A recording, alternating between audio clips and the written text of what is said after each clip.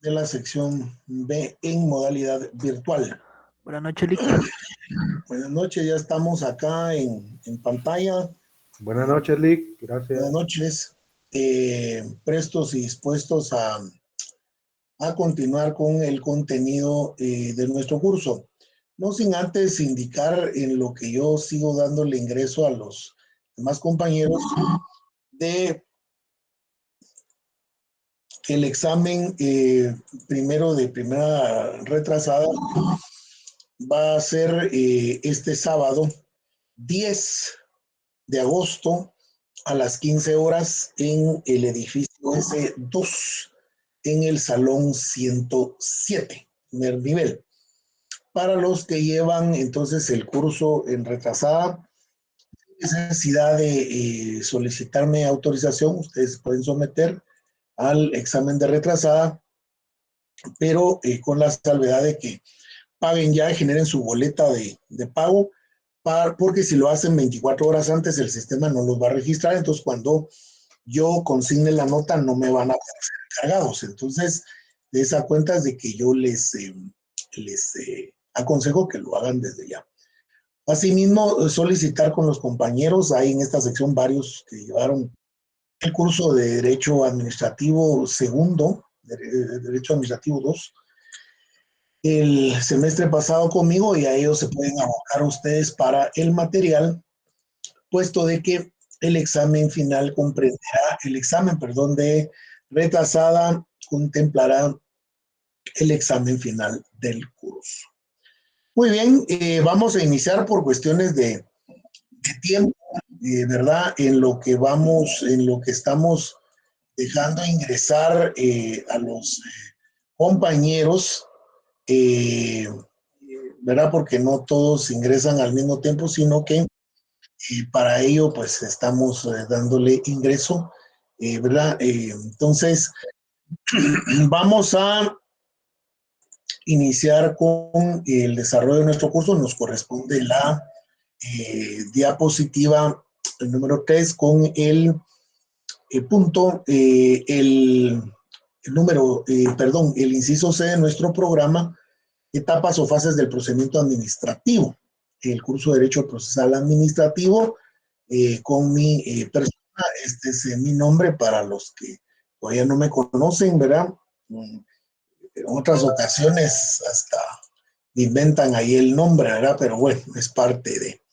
Entonces, acá vamos a conocer las etapas o fases del procedimiento administrativo, el trámite de oficio, petición de parte, las notificaciones, la intervención de terceros, las diligencias, inspecciones, informes, declaraciones, expertaje, documentos, medios de prueba, científicos de prueba, dictámenes jurídicos, intervención del Ministerio Público, ¿verdad? Para esto, pues tenemos que tener siempre a la mano nuestra ley de lo contencioso administrativo, nuestra ley de amparo y nuestra ley del organismo ejecutivo, ¿verdad? Que van a ser nuestros machetes para el día de hoy. Las etapas o fases del procedimiento administrativo establece el profesor Jorge Mario Castillo. Es la decisión administrativa que origina el procedimiento administrativo. Usualmente la resolución administrativa, dependiendo del asunto o de la decisión administrativa, esto va a depender de la entidad o institución que la esté generando y la estructura de la misma. Puede ser, entonces, una institución centralizada, una institución una institución desconcentrada, una institución descentralizada o una institución autónoma. En este caso, si es descentralizada, pues va a ser a través de un acuerdo gubernativo, acuerdo ministerial, resolución ministerial o resolución administrativa. Si las resoluciones provienen de organizaciones desconcentradas, descentralizadas o autónomas, las decisiones y resoluciones tienen la forma de resolución u acuerdo. El procedimiento administrativo es diferente al procedimiento judicial, jurisdiccional o de un tribunal. El procedimiento administrativo se basa en normas previstas en la Constitución Política de la República, en las leyes o los reglamentos. Pero en este caso de las leyes, la ley orgánica, la ley que crea y le da facultades al órgano administrativo, es bajo ese sistema que tenemos que nosotros observar esta ley para ver si es resolución, si es una decisión, es un acuerdo que la ley le esté otorgando a la institución. Regularmente las organizaciones o órganos administrativos desconcentrados son unipersonales, como es el caso del registro mercantil, como es el caso del registro general de la propiedad, pero si son descentralizados, como por ejemplo en la Superintendencia de Administración Tributaria es descentralizado, tiene un directorio, es un ente colegiado. Si es el Consejo Nacional de Adopciones, que hoy está haciendo noticia, ya fue destituido el director ejecutivo el día de hoy, precisamente por los informes y la investigación periodística de estos periodistas que por cierto están en el exilio, ¿verdad? Marvin del Cid y no sé cómo se llama el otro, no me recuerdo ahorita, pues el día de hoy la noticia es de que el director ejecutivo ya fue removido, ¿verdad? Es un ejemplo de ¿cómo se llama? De órgano colegiado, ¿verdad? El Consejo Nacional de Adopciones. Asimismo, también tenemos lo que es el RENAP. El RENAP también es otro de los ejemplos de descentralización. Y no digamos la autonomía. Tenemos los consejos municipales, por ejemplo, ¿verdad? Tenemos la Confederación Deportiva Autónoma de Guatemala, el Comité Olímpico Guatemalteco y la Universidad de San Carlos, ¿verdad? Y sus leyes, y el Instituto Guatemalteco de Seguridad Social también, y sus leyes pues le permiten adoptar, por ejemplo, acuerdos y o resoluciones. Luego tenemos el trámite de oficio a petición de parte. ¿Cómo es que esto se va a materializar? El derecho de petición, como recurrentemente hemos venido hablando, en base al artículo 28 constitucional y al artículo 1 de nuestro decreto 119/96, nuestra ley de lo contencioso administrativo, el plazo para resolver es de 30 días. En la iniciación de oficio significa que cada órgano administrativo inicia el trámite dependiendo de qué tipo de trámite se pretenda realizar, ya que en el caso de las solicitudes de permiso de funcionarios o licencias con o sin goce de salario, contratos y exoneraciones, ¿verdad? En el caso de la petición de parte y términos máximos para resolver de conformidad con nuestra constitución política es de 28 días. Tenemos derecho a la petición. Respecto a las diferentes materias. Tenemos, por ejemplo, en materia administrativa y tributaria, 30 días. En materia política, 8 días. En materia laboral, en ley de servicio civil, vamos a tener también 30 días. Y en materia laboral, en lo privado, 8 días. Y en materia de el Instituto Guatemalteco de Seguridad Social 10 días, ¿verdad? Dependiendo del recurso administrativo, así van a ventilarse los plazos y los días. Pero recordemos en este caso que ninguno de todos los casos exceden más de los 30 días, ¿verdad? Ahora, solo hay que tomar en cuenta también el hecho de que el plazo para resolver o el plazo de estos 30 días va a ser cuando el expediente se encuentre en el escritorio, en el despacho, en la oficina del funcionario público que de conformidad con la ley que crea el órgano administrativo y que él está representando a la autoridad en ese momento, entonces, a partir de ese momento, cuando ya el expediente se encuentra en estado de resolver, empiezan a correr los 30 días. No hacia atrás cuando se diligenció todo el expediente, sino cuando ya está en el escritorio del funcionario, ahí empezarán a correr entonces los 30 días. Las notificaciones dentro del expediente administrativo es otro de los apartados muy importantes. Las resoluciones administrativas serán emitidas por autoridad competente, con cita de las normas legales y reglamentarias que se fundamentan. Es prohibido, subrayado con negría, tomar como resolución los dictámenes, disculpas ahí por la C que me comí, que hayan emitido un órgano de asesoría técnica o legal. No puede el funcionario público tomar esos dictámenes como la respuesta o la resolución. No, el funcionario tiene que emitir la resolución. La clasificación de las notificaciones. Las resoluciones serán notificadas a los interesados. Primero, personalmente citándolos para el efecto. Se les puede llamar, se les puede enviar un correo electrónico, pero las personas tienen que hacerse presente ante el órgano administrativo. Por correo, que certifique la recepción de la cédula de notificación. Es decir, hay empresas hoy día comerciales, está Guatex, está Cargo Expreso, está otras empresas que se están dedicando al envío de documentos de paquetería y también sobres, ¿por qué no? Entonces ellos tienen que certificar que la persona ha recibido personalmente esa notificación y a eso se refiere esto. Para continuar con el trámite deberá constar fehacientemente que él o los interesados fueron debidamente notificados con referencia expresa del lugar, la forma, el día y la hora. ¿Por qué? Para no violentar el famoso principio de defensa. Es decir, un trámite no puede iniciar si la persona no está legal y debidamente notificada.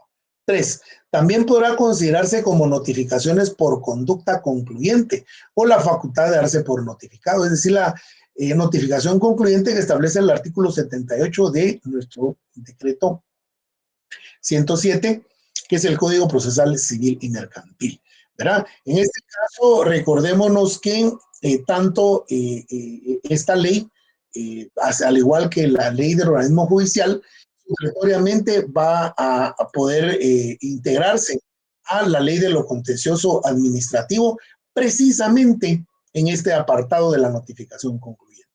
Yo estoy diligenciando y llego, ya está la notificación, la resolución para que se emita, y entonces yo me aproximo para saber cómo está el trámite, ya está su resolución, entonces ahí está la notificación concluyente. En materia administrativa tributaria puede considerarse además 4, notificación en el domicilio electrónico fiscal, de conformidad con el artículo 30 del Código Tributario, es decir, a través de ya las agencias virtuales, ahí le notifica a uno la Superintendencia de Administración Tributaria de resoluciones y otro tipo de notificaciones. No olvidar que en materia judicial los plazos para notificar es de 2 días, providencias y decretos, auto 5 días, sentencia 15 días, de conformidad con el artículo 42 bis de nuestro decreto 2-89, la ley del organismo judicial. Esto para tenerlo como supletoriedad, ¿verdad? Pero no es que necesariamente tenga que ser así. Luego tenemos la figura de la intervención de terceros. Tanto el expediente administrativo como en la sustentación de los recursos administrativos habrá intervención de terceros. A este respecto vamos a enumerar ciertas consideraciones al respecto. Primero, las diligencias. Ingresada la petición o la solicitud al órgano administrativo, este resolverá de 2 formas: a través de una providencia de trámite y la resolución de fondo, ¿verdad?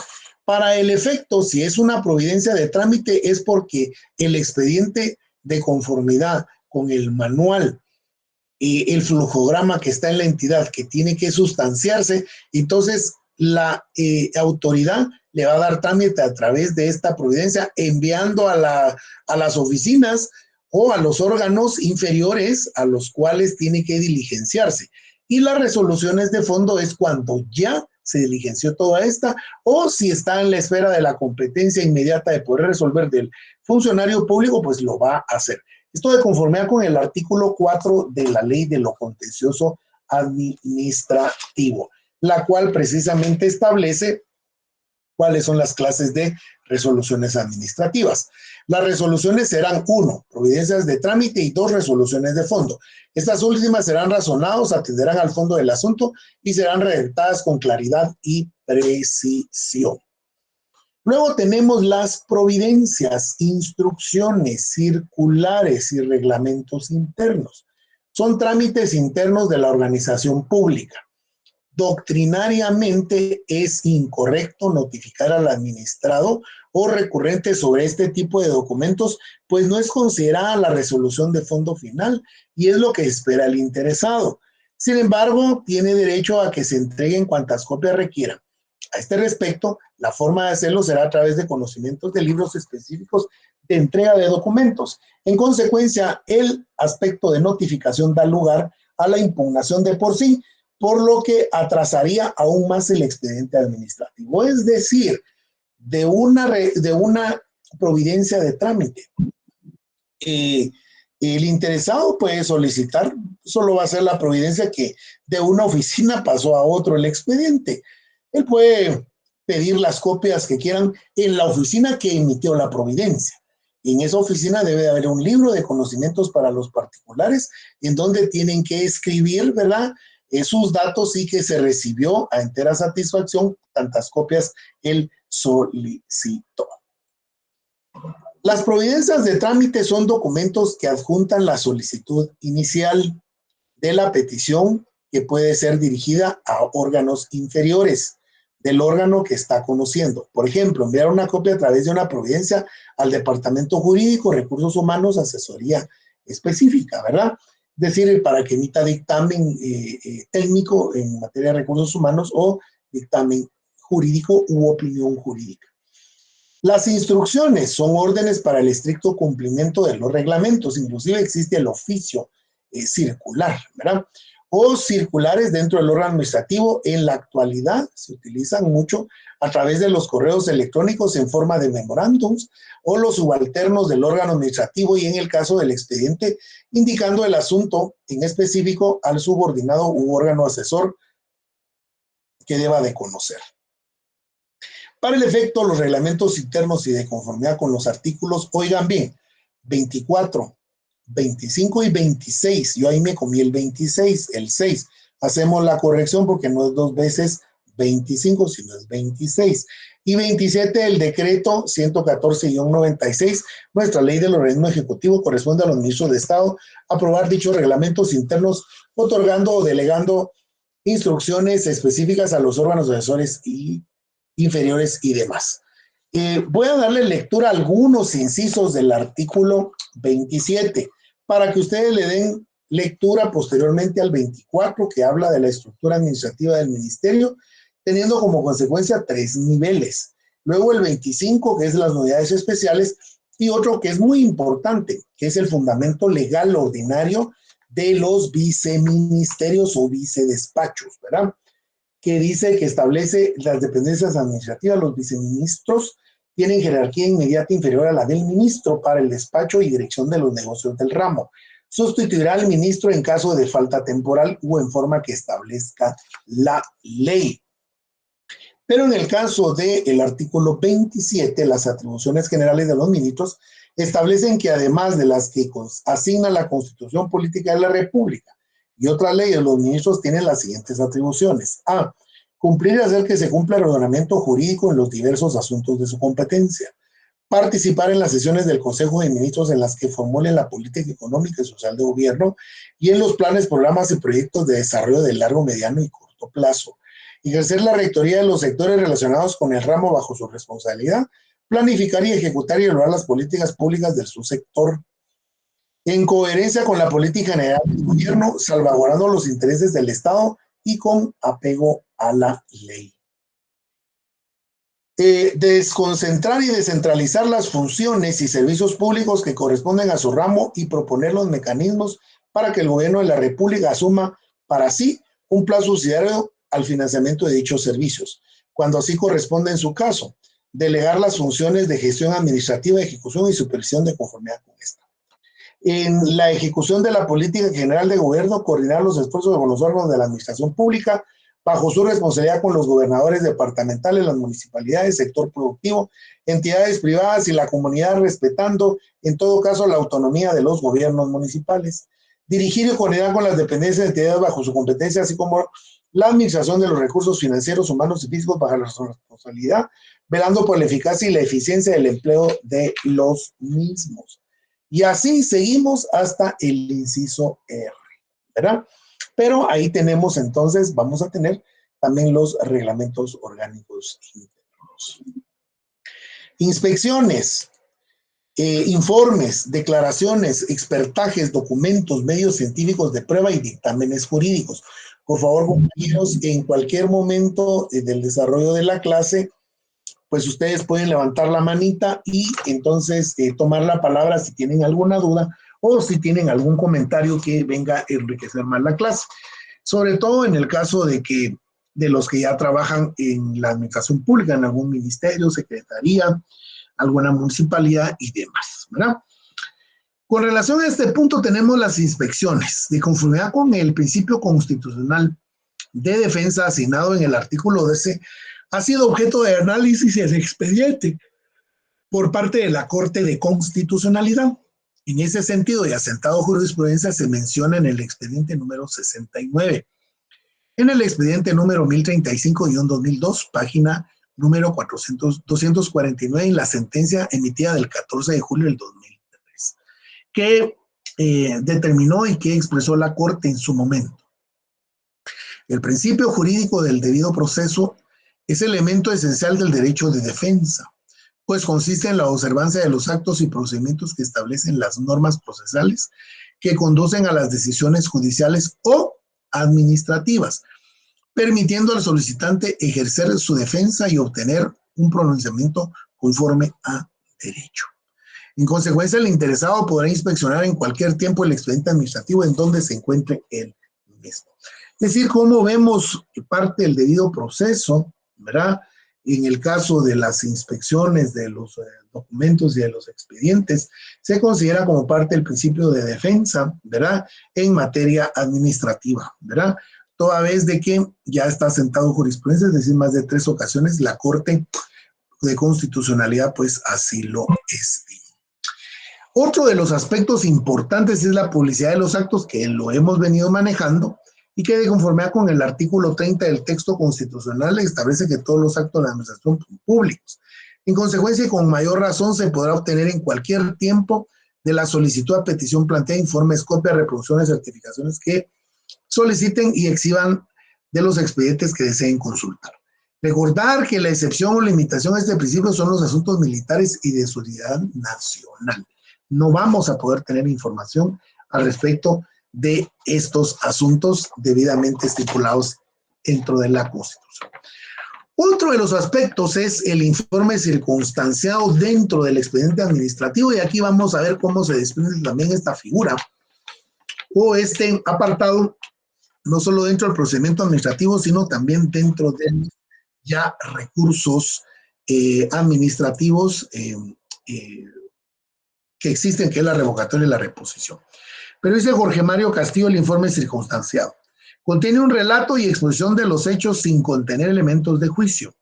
Un juicio concreto sobre el objeto del informe. Todos los trámites de la resolución son legales y ajustados a derecho. Por cierto, les envié por parte del material. Si nos da tiempo hoy, ¿verdad? Los vamos a ver, los vamos a analizar, y si no, pues el próximo día, que es el día jueves.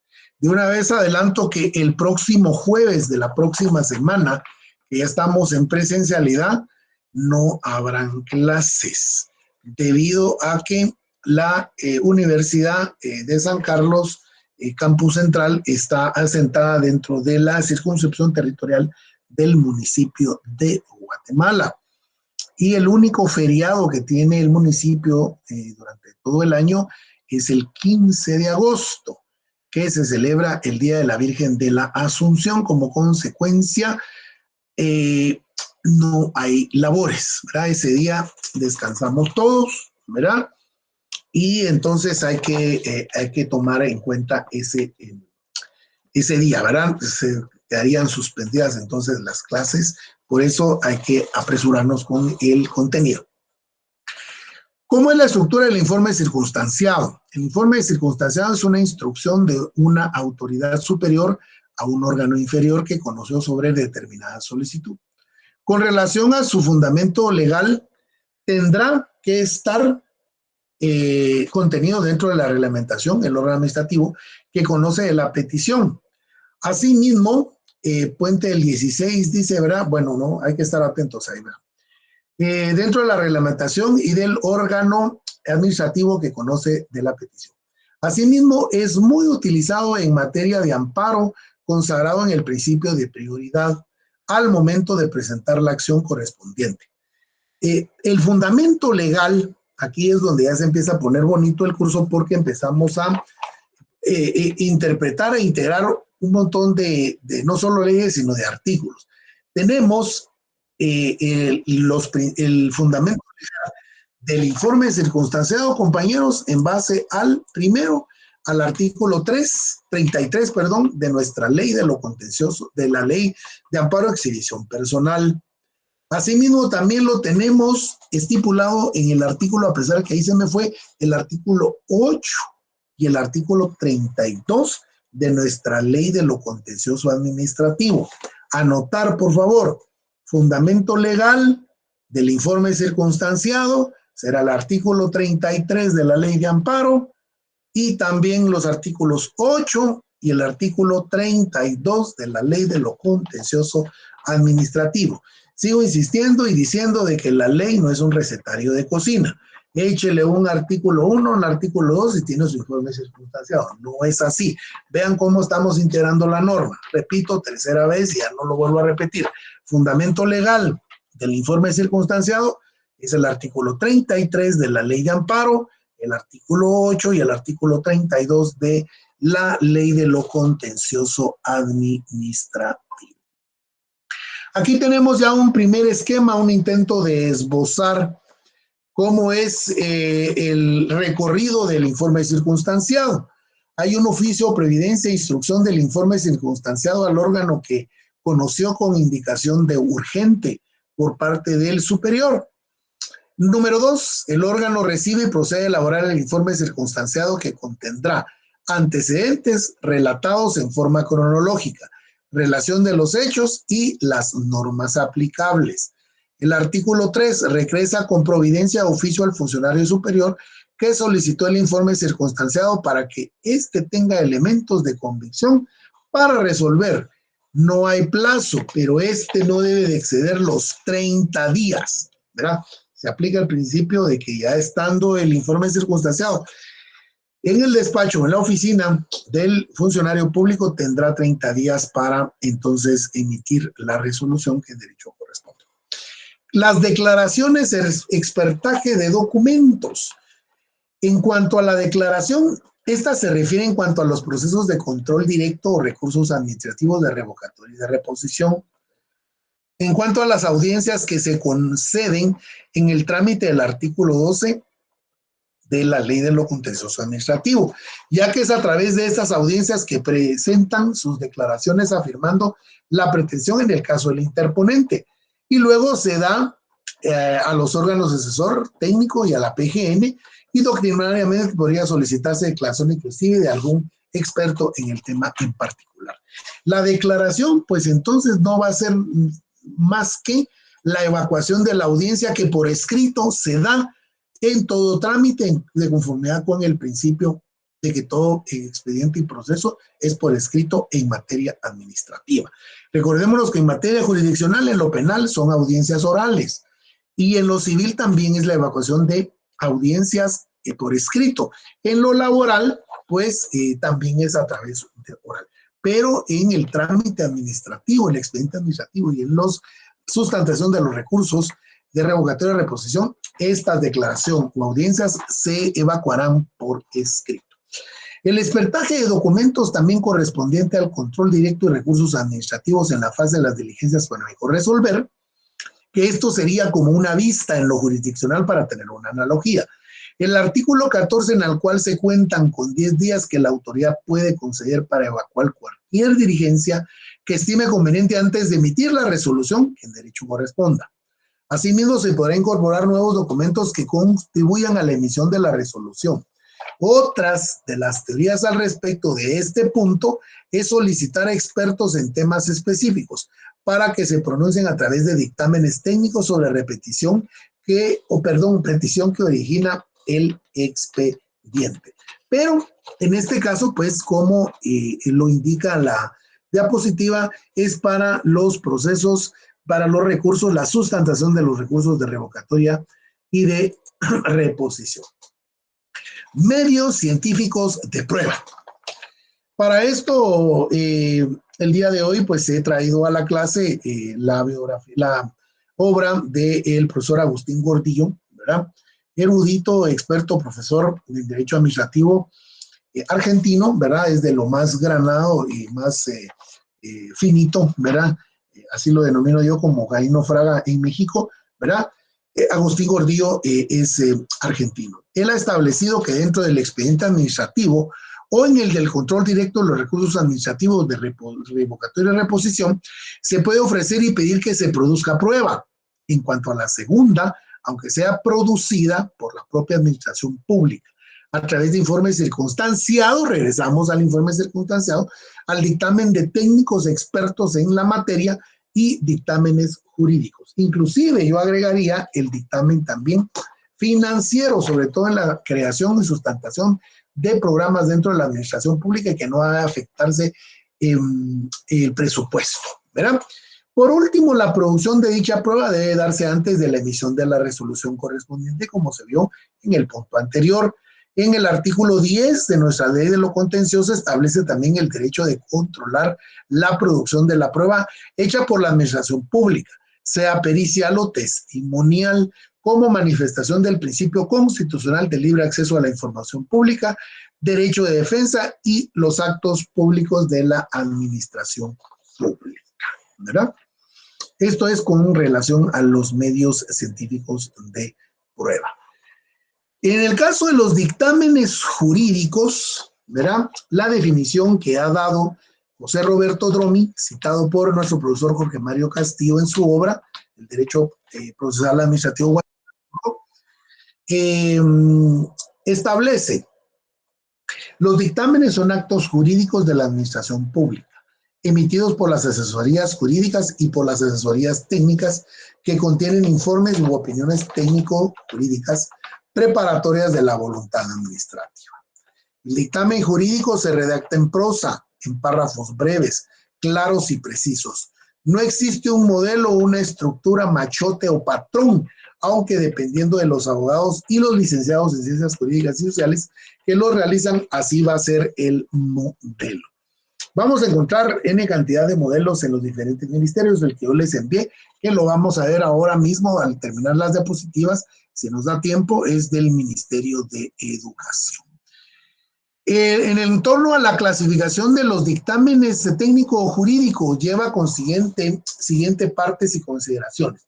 En primer lugar, la parte de los antecedentes, ¿verdad? Es un resumen del expediente en devenida del asunto de petición, ¿verdad? Con tal fecha se recibió la providencia, se recibió el oficio por parte de la autoridad superior, consultando, preguntando sobre tal caso en particular, y entonces para el efecto se emite la presente dictamen u opinión jurídica dependiendo del ROI, ¿verdad? B, exposición legal, que va a ser cita y copia literal de los artículos de las leyes. ¿Qué leyes? La Constitución Política de la República, para empezar, por ser Carta Magna. Es decir, aquí es donde ya vamos a entrar en materia nosotros los abogados para poder interpretar en qué órbita estamos nosotros, prácticamente estamos, digámoslo de esta forma, nadando, ¿verdad? Sería un océano, ¿no? Tenemos que buscar los artículos constitucionales que van a atender, ¿verdad?, a nuestro ramo, a nuestro ministerio, a nuestra dependencia, a nuestra municipalidad, a nuestra entidad autónoma, ¿verdad?, a nuestra secretaría, a nuestra gobernación, para poder, miren cómo aquí vamos a empezar a utilizar lo que es la filosofía, lo que es la lógica jurídica y lo que es el derecho administrativo, lo que es el derecho constitucional, para poder nosotros ir determinando y delimitando constitucionalmente en qué órbita estamos. Luego las leyes. ¿Qué leyes? Por ejemplo, si estamos en el Ministerio de Educación, es el decreto 12-91, que es la Ley de Educación Nacional. Si estamos en los diferentes ministerios, tenemos que buscar las leyes ordinarias que regulan el qué hacer en particular, ¿verdad? En el caso, por ejemplo, del Ministerio de Cultura, que va a tener dos leyes fundamentales en cuanto al patrimonio, que es la Ley de Protección al Patrimonio Cultural, y la Ley del Deporte y Recreación Física, que está regulado en el decreto 76-97, y está muy disperso el sector cultura y leyes artísticas también. Pero si nos vamos por parte de Energía y Minas, Ministerio de Trabajo, Ministerio, inclusive en materia también hasta de derechos humanos, podemos citar los tratados internacionales en la materia. Y luego los reglamentos, ¿verdad? Los ROIs, ¿verdad? O si hay algún reglamento específico que haya sido aprobado mediante acuerdo gubernativo y acuerdos ministeriales también, ¿verdad? Sin comentarios personales, solo la pura enumeración de los artículos, ya lo vamos a ver, ¿verdad? Luego tenemos las conclusiones, es la opinión del abogado, si procede o no procede resolver a favor o en contra. Regularmente, ¿verdad? Luego de las consideraciones, ¿verdad? Esta asesoría jurídica establece que no existe impedimento para someter a la consideración y aprobación de la autoridad superior del ministerio, el ministerio que sea, ¿verdad? Por lo cual se emite el presente dictamen u opinión jurídica favorable, ¿verdad? Y 4, las recomendaciones, si las hubieran, sugerencias sobre el que se puede hacer o no se puede hacer para resolver el asunto en el caso de que se niegue el dictamen, ¿verdad? El fundamento legal lo tenemos en el artículo 3 del decreto 119-96, cuando establece las formas.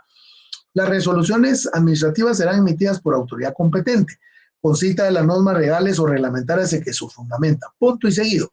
Es prohibido tomar como resolución los dictámenes que haya emitido un órgano de asesoría técnica o legal.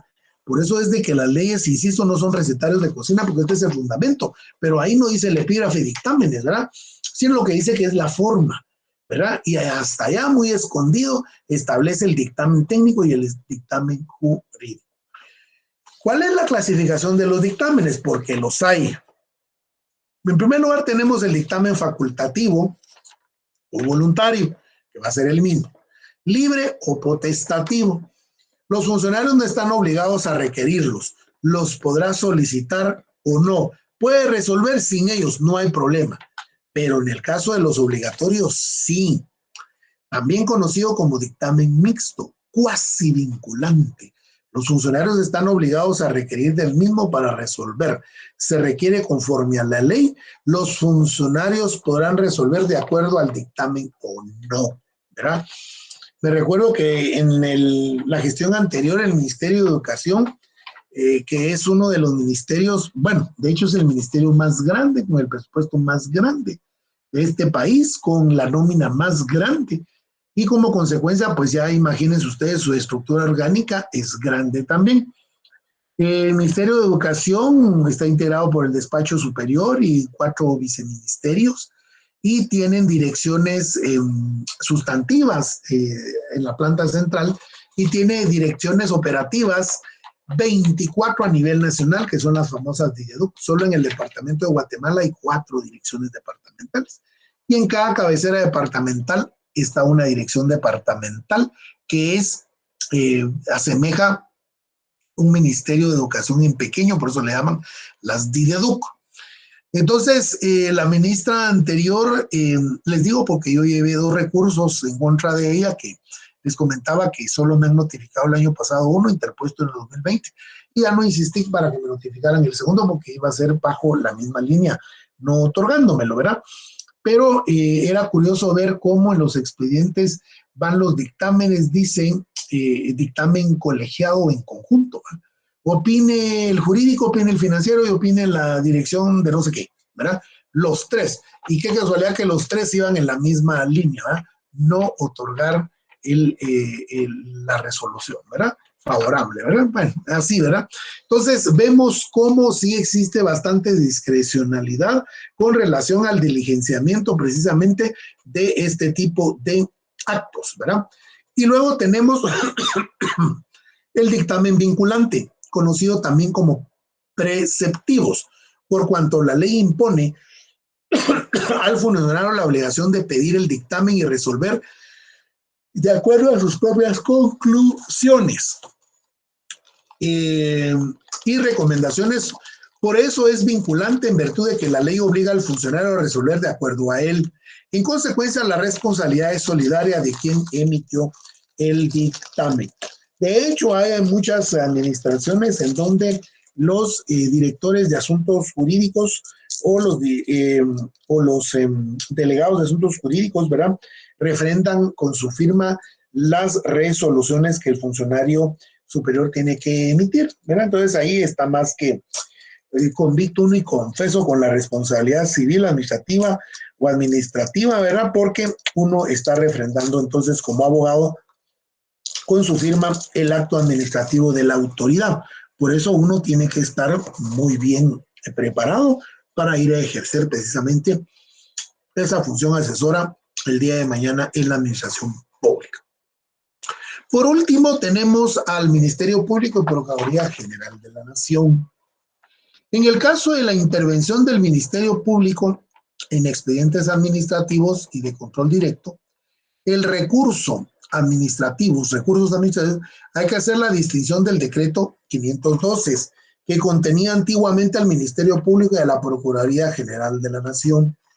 Pues era una sola. Ahora con la separación del Ministerio Público de la PGN, hay que anotar que dicha ley está vigente exclusivamente en lo concerniente a la Procuraduría General de la Nación, así como su reglamento interno. Por lo que el decreto 12-12, artículos concernientes a la asesoría de los órganos de la administración pública, tanto en la asesoría como en la representación. Artículo 1, 13, 14, 15 al 19, y los artículos 12, 22 y 35 del decreto 100-96, para que ustedes vayan haciendo el cotejo. Y luego en los artículos 2, 3, 9 y 11 y 21 del Acuerdo 26 de 2017, Reglamento Orgánico Interno de la Procuraduría General de la Nación. Es decir, todavía está y existe dentro de los programas Ministerio Público, pero no. Al referirse a Ministerio Público entiéndase, Procuraduría General de la Nación. Ministerio Público ya solo quedó para las acciones constitucionales de amparo. De hecho, hay una unidad de amparos dentro del Ministerio Público, ¿verdad? ¿Por qué razón? Porque nunca se sabe y se piensa cuando un bien jurídico tutelado que está guardado, ¿verdad? Por parte del Estado, va a ser vulnerado, y por eso es de que el Ministerio Público siempre va a ser parte, ¿verdad? En las acciones constitucionales de amparo. Muy bien, aquí entonces estaríamos llegando con relación a la presentación del día de hoy, no de la clase, es que no se me alegren que todavía tenemos unos 12 centavos ahí de clase. Entonces lo que vamos ahorita a poner en la pantalla es el material que les envié, ¿verdad? Entonces vamos a ver acá, permítanme, tengo que buscar. Bueno, primero, nuestro primer esquema nos va a dejar el bus, imagínense, pobrecitos, ¿verdad? Permítanme acá, compañeros, no se preocupen. De todos modos, de aquí a las 8 que lleguemos, haya presentado o no haya presentado, se terminó la clase, no se preocupen, ¿verdad? Estoy buscando el material. Aquí está.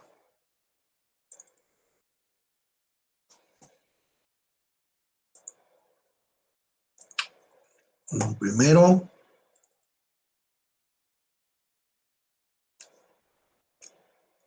El segundo. El tercero. El cuarto.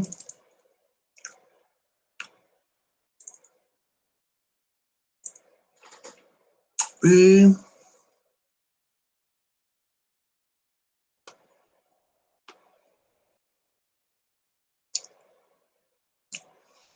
también el esquema que les envié del procedimiento administrativo.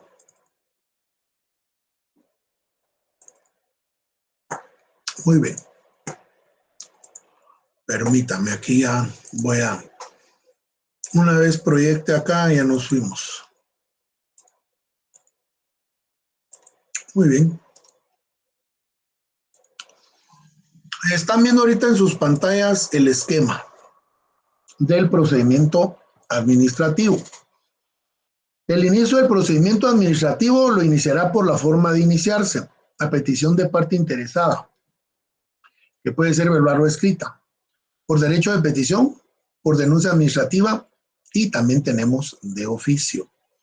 También el inicio de los motivos que originan el expediente por impugnación de una resolución administrativa, por petición propiamente dicha y de oficio. Posteriormente va a estar la providencia de la que tanto hemos venido hablando, se admite para sus trámites y se instituye el procedimiento. Luego se manda a formar el expediente administrativo, se ordena la práctica de diligencias y se fija plazo para la realización de las mismas, oportunamente resuelve lo que en derecho corresponda. Luego hay una notificación, vean, y esa notificación, regresamos hasta arriba y habiéndose practicado todas las diligencias, el expediente entra en estado de resolver, teniendo un plazo de 30 días. ¿Se recuerdan que habíamos hablado de eso? Para resolver. Hay una resolución de fondo y hay una notificación. Si la autoridad administrativa lo considera pertinente y para fundamentar de mejor manera la resolución, puede decidir diligencias para mejor resolver, fijando un plazo de 10 días, ¿verdad? Esto para el proceso contencioso administrativo se puede interponer en 3 meses contados a partir. Hasta aquí, donde estoy poniendo el cursor, miren, hasta aquí vamos a llegar. O sea, el trámite administrativo es este número 1, número 2, número 3, número 4, número 5, que va a terminar aquí, o número 6 acá, ¿verdad? Luego pueden darse fuera de la esfera de esto, estos efectos, el silencio administrativo. 30 días a partir de la fecha que el expediente se encuentra en estado de resolver, sin que el ministerio o la autoridad correspondiente haya proveído resolución. ¿Cuáles son los efectos de ese silencio administrativo? Dar por agotada la vía gubernativa administrativa, tener por resuelto en sentido negativo, acudir a la vía contenciosa administrativa judicial. También podemos plantear el proceso contencioso se interpone dentro de 3 meses contados a partir de la última notificación de la resolución que concluyó el procedimiento administrativo del vencimiento del plazo que la administración debió resolver en definitiva, pero esto con negación a el silencio administrativo. O se impone la acción de amparo por violación al derecho de petición. Para el efecto vamos a utilizar el inciso HF, perdón, es el inciso F de nuestro artículo 10 de nuestra ley de amparo, solo que ahí no aparece consignado, pero es el inciso F, ¿verdad? Entonces, por favor, estudienme bien este esquema, ¿verdad? Porque se los podría pedir ya para el examen, como es práctico para la elaboración del esquema, ¿verdad? Ahora vamos a ver un expediente administrativo, ¿verdad? Acá esto está subido en la red, esto no, crean que no lo solicité ni lo pedí, se puede solicitar y se puede pedir en cantidad, pero esto está subido en el espacio, entonces no hay problema. Entonces el Ministerio de Educación es del año 2016.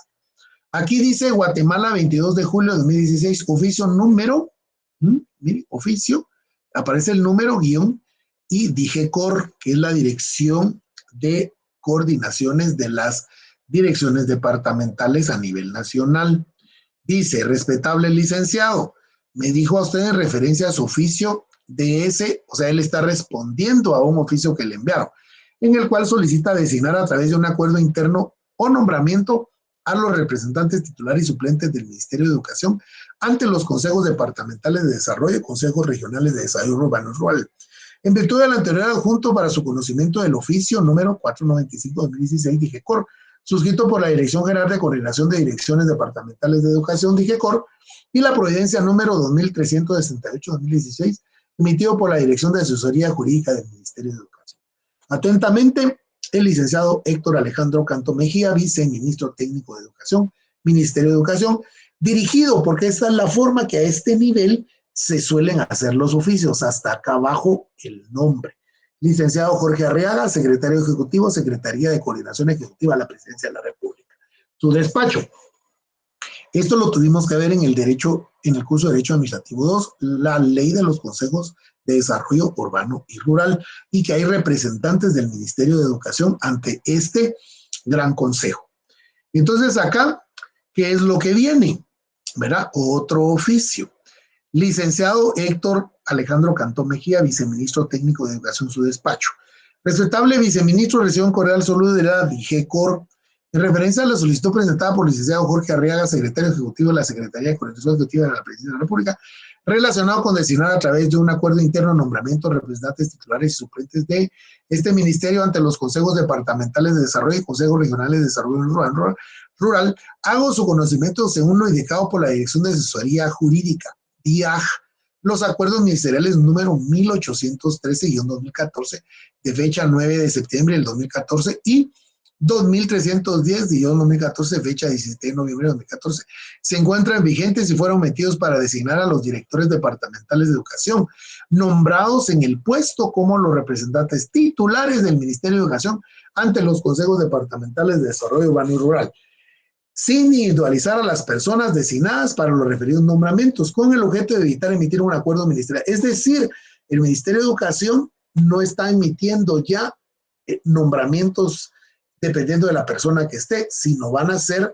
los designados en las direcciones departamentales. Eso es lo que está diciendo acá el licenciado Óscar Ignacio González Umaña, subdirector ejecutivo 4, a cargo de la Dirección General de Coordinación de Direcciones Departamentales de DIGECOR. Y acá tenemos la providencia, miren cómo lo hacían en ese entonces, ¿verdad? Dirección de Asesoría Jurídica del Ministerio de Educación, Guatemala, 15 de junio del 2016. En el asunto dice, vigencia de los acuerdos ministeriales, números 2177-2013, de fecha 12 de septiembre del 2013, 1813-2014, de fecha 9 de septiembre del 2014, y 2310-2014, de fecha 17 de noviembre del 2014. Providencia número 2368-2016. Vuelvo al licenciado Miguel Ángel Reyes Gómez, director general de coordinación de las direcciones departamentales de educación DIGECOR, del Ministerio de Educación, en respuesta a la providencia número tal, ¿verdad?, de fecha de 13 de junio del presente año, como a continuación se expone. Y entonces ya expone lo que se ratifica en el oficio de arriba. Lo suscribe la licenciada Paola Ernestina Villagrán Reyes, que es asesora jurídica del Ministerio de Educación, con el visto bueno que faltó aquí del licenciado Manuel Fernando González Santos, director de asesoría jurídica del Ministerio de Educación, ¿verdad? Y entonces acá otra providencia también que fue enviada por el que estaba entonces, Miguel Ángel Reyes Gómez, licenciado lo conocía, que en paz descanse, ya falleció. Y acá están los acuerdos en mención, ¿verdad? Dice acuerdo ministerial número 2310-2014, el fecha 17 de noviembre, la ministra de Educación, considerando, por tanto, acuerda, se reforma el artículo 1 del acuerdo, lo reformaron, designar a los directores departamentales de educación nombrados en el puesto como los representantes titulares del Ministerio de Educación ante los consejos departamentales, etcétera, etcétera, ¿verdad? Y estos ya aquí están, ¿verdad? Metropolitana, región norte, región nororiente, occidente y demás. Y aquí van ya todos, ¿verdad? Acá todavía eran por nombres y eso fue lo que se reformó. Este es un expediente que contiene 10 folios, ¿verdad? Esto es un expediente administrativo. Que es de institución a institución, no es de un servicio en particular. Si hubiéramos conseguido, por ejemplo, un expediente para solicitar la autorización de un colegio, serían más de, ¿qué? Unos 200, 500 folios también. Luego tenemos acá un dictamen técnico, DIRE, que es la Dirección de Recursos Humanos del Ministerio de Educación, 006-2018, Guatemala, 2 de abril de 2018. Asunto: Ministerio de Educación solicita la creación de 16 puestos administrativos con su respectiva asignación de bono monetario para la Dirección Departamental de Educación Quiché Norte, de los cuales 15 puestos correspondientes al renglón presupuestario 011, personal permanente, y un puesto al cargo de renglón del gasto 22, personal por contrato, servicios directivos personales, temporales, ¿verdad?, para los motivos que expone. Aquí están los antecedentes que hablábamos, ¿sí?, el fundamento legal, ¿sí?, y la opinión. ¿Qué puso en el fundamento legal? Los artículos hijos de hoy, solo el acuerdo gubernativo, ¿eh? Y la opinión opina que es procedente que la dirección apruebe, mire, ¿verdad? Y entonces firman acá los dos que participaron con el visto bueno, el licenciado Walter Arturo Cabrera Sosa, director de Recursos Humanos. Este es un dictamen técnico. Y ahora vamos a ver, perdónenme, una opinión jurídica. Esta es muy especial, me gustó mucho, es del año 2019 a cargo del Fondo Nacional para la Reactivación y Modernización de la Actividad Agropecuaria, FONAGRO. Es una opinión jurídica muy buena, muy sustentada, por eso me gusta compartirla siempre. Y esta es con relación a los hallazgos de cumplimiento de leyes y regulaciones aplicables, cumplimiento de reglamento de subsidios y condiciones, ¿verdad? Esto es con ocasión a la determinación de hallazgos por parte de la Contraloría General de Cuentas y este licenciado miren, 100 puntos, ¿verdad? Ustedes la pueden leer despacio en su casa, ¿verdad? Aquí miren solo la opinión jurídica. Por lo manifestado anteriormente, esta asesoría jurídica opina lo siguiente, imagínense, son 10 páginas, ¿verdad? Que la emisión de la presente dominio cumple con lo indicado, que sin dar de la función pública atribución en el campo de la competencia de la Contraloría General de Cuentas, ejercicio de interpretación por parte del auditor. Miren esto, miren, esta asesoría emite opinión jurídica en cuanto al hallazgo confirmado sin pretender entrar en contradicción o generar incumplimiento de deberes. Pero esto, miren esto, entre otras palabras, el numeral 2 lo que está diciendo es, mire usted auditor, usted es auditor y yo soy abogado. Porque dice que sin demeritar la función pública de él, del auditor, atribuciones y campo de competencia de la Contraloría General de Cuentas, por la exegesis o interpretación de parte del auditor. Miren qué bien puesto, ¿verdad? Esta asesoría emite opinión jurídica en cuanto al hallazgo confirmado sin pretender entrar en Bien, entonces, léanlo por favor despacio, ¿verdad? Es ahí una ilustración, ¿verdad? De una opinión jurídica. Y de último, tenemos una resolución eh, administrativa de carácter ministerial. Esto, oficio DIGEX número 953-2013. Señores directores departamentales de educación, su despacho. Estimados directores departamentales de educación. Reciban un cordial saludo de la Dirección General de Educación Extraescolar del Ministerio de Educación. Las direcciones sustantivas tienen competencia sobre todas las direcciones técnicas operativas de las 24 que les mencioné. Dice, por este medio se traslada la resolución 1678 de fecha 18 de noviembre del 2013 del despacho superior que contiene el procedimiento de autorización a los estudiantes que no desarrollaron la subárea de tecnología y de información a la comunicación TIC para completar el expediente de estudios en una forma académica o centro de aprendizaje de tecnología de información y comunicación debidamente autorizadas por el Ministerio de Educación. Es decir, está el área de las famosas TIC, que ahora ya no se llaman TIC, sino son TAC. Verán, los que son docentes me comprenderán mejor.